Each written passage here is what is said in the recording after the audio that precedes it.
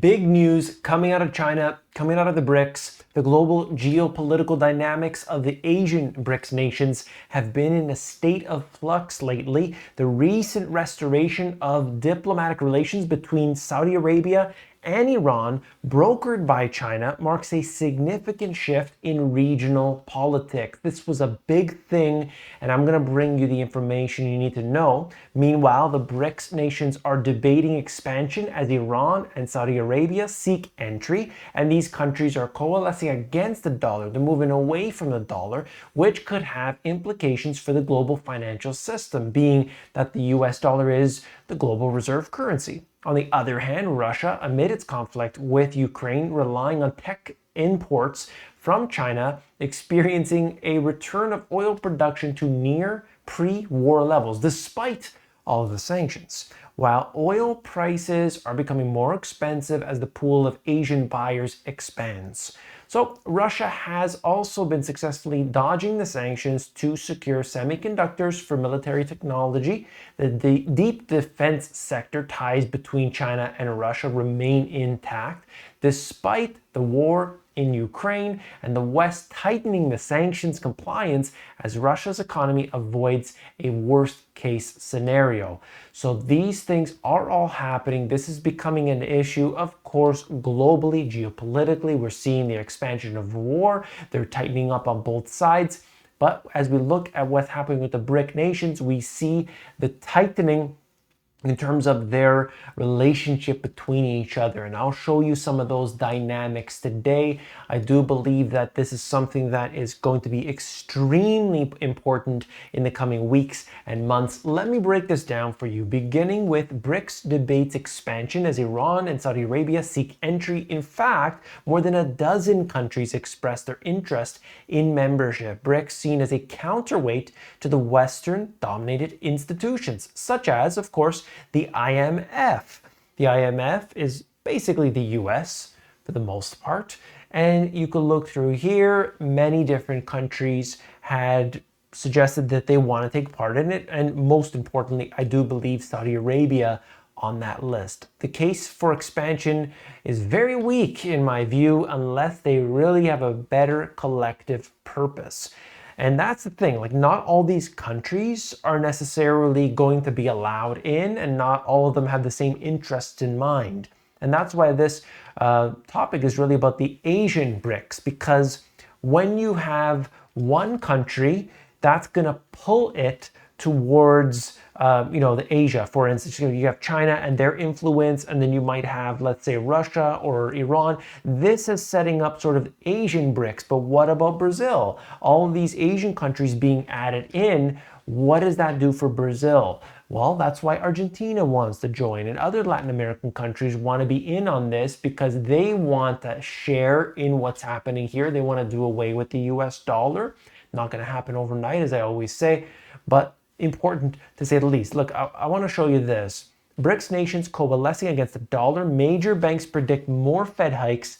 And, when I look at it, I think we need to discuss the fact that the reason why this is happening. It's number one, the US always pushes its weight as much as possible. So they're putting sanctions on everybody. They're saying you can't use the SWIFT system. They're saying you can't do business with Russia. You can't do business with this country. So they are doing this. At the same time, a country, let's just say Iran, they're sanctioned. So they want to do business with maybe China. And so they'll say, well, we're in good relations. Why do we have to deal with the US? Why do we have to deal with the US dollar? That doesn't make any sense for us. So we're going to do away with this. But it's not so easy because these systems have been in place in some cases for almost 100 years. So it's not as if they just flip a switch and say, hey, we're going to do business elsewhere. They have to set up the infrastructure. And that's happening right now. You have China basically doing most of it in terms of the physical infrastructure, but also on the financial as well. And that puts a real big hit, a dent into the US dollar as its hegemony right now is being threatened. How Russia supplies its war machine.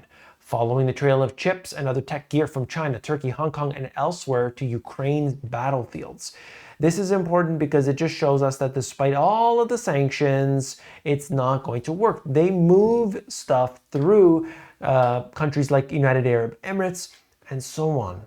That's the thing that people don't get. Like you can sanction, you can do whatever you want. That might make it more difficult, but it doesn't stop it. It doesn't resolve the issue. Sanctions are never an actual solution. Okay, just like war is not a solution to anything. These things only enrich other groups of people, special interests. Russia's oil production grows and returns to near pre-war levels. Again, we are seeing this at a time in which we're being told we're going to do everything we can to punish Russia. But what did they do? They went out and they just found new partners. India's been buying more than ever before. China's buying. Everybody's buying. Russian oil gets more pricey as pool of Asian buyers expands. Offers for Urals, ESPO, and fuel oil surge in the past week. So that's Russian oil basically saying, hey, I'll buy it. And if it's at a discount, even better. That's why India really stepped up their purchases. China's state-run refiners ramp up interest in Russian crude. So that's all I wanted to say is the fact that Russia is doing this despite all of what the US has tried to do. And really that shows that when push comes to shove, these other countries are maybe not as subject to the punishment of the US that they once were.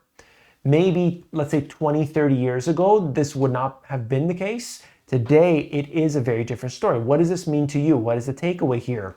It's that you have to diversify where your income comes from. You want to be holding onto different currencies, or at least bringing in income in different currencies, geographic diversification, so that you can invest in different things. US dollar may not be all that you need and all that you want. At the same time, if you're in Canada, if you're in the UK, if you're in Australia, maybe you want to earn some US dollar because your currency might not be all that it is. So if you can earn even 20% in another currency, that's always beneficial. You want the diversification because the future is going to be, let me tell you, very different than where we're at today. In fact, I'm planning a video just to talk specifically about the future. Let me show you this. China and Russia have deep defense sector ties. Putin's war has not changed that. It's very clear. These two countries are locked in. The tech sector, when we're talking about military tech, semiconductors, very, very important ties that they have here. There should be no surprise for anybody. West tightens sanctions compliance as Russia's economy avoids a worst-case scenario. They said we're going to punish Russia. That didn't happen. I mean, you could argue, it would have been better off if they didn't actually impose all the sanctions and so on, but it was not, absolutely not what they said it would be, right? Sure, there's a contraction, but every country's contracting. Russia is getting around sanctions to secure supply of key chips for war. Imports of chips from Turkey and the United Arab Emirates have soared since the invasion. European goods may be reaching Russia through those countries. And I've told you this before. Look, all of that stuff that needs to move from, let's say, China to Europe, how does it get there? It crosses through Russia. Okay? That's the way they built this infrastructure. I mean, it's unbelievable, right? You may not want that. That's, I just bring out the economic aspect of it and I'm showing you. This is all a fraud. We're being told one thing and the reality is something so very different. And that's kind of where, things get real touchy, real unfortunate because we're being told, hey, we got to stand strong, we got to stand tall, we got to do this and that. And what happens? You pay more as a result. You, the individual, pay more for your energy, more for your food, and you're being told, just wait, don't worry, this is the reason, I know, but it's that guy over there, it's that guy over there. We're always being told of a boogeyman, and the unfortunate truth is that at the end of the day, we just get stuck with the bill.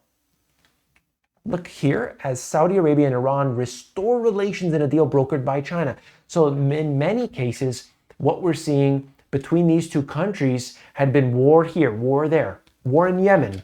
Saudi's backing one side, Iran's backing the other side. Lebanon, other countries, they're doing the same thing, okay? And so this right now, very positive because they cut ties back in 2016 and now you can see that they're holding hand in hand, literally, with China in the middle. China is, in my opinion, a big winner in these circumstances because they look like the peacekeeper. So they're able to say, hey, you guys better get along. And this is a good thing. It's a good thing for the tensions in the whole region. Very positive. I'm hopeful that this will mean, new connections, new business, new economy, new everything, and less tensions.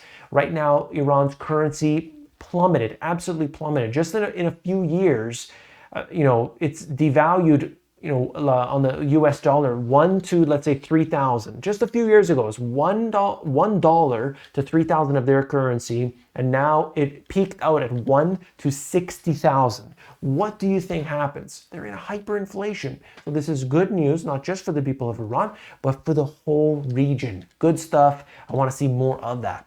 China brokered Iran-Saudi deal raises red flags for the US. Of course, they see this as kind of a threat. Hey, we got Saudi, we got Iran, they're going this way. A line has been drawn, and this, in my opinion, is something that the US doesn't really like. But they've got one friend in the area, which I'm sure will make a mess of this scenario. This is just talking about the fact that China pushed out the US out of the South China Sea. But who knows what's going to happen here. They want to start a war, I'll tell you that much. Why China is tightening its oversight of banking and tech.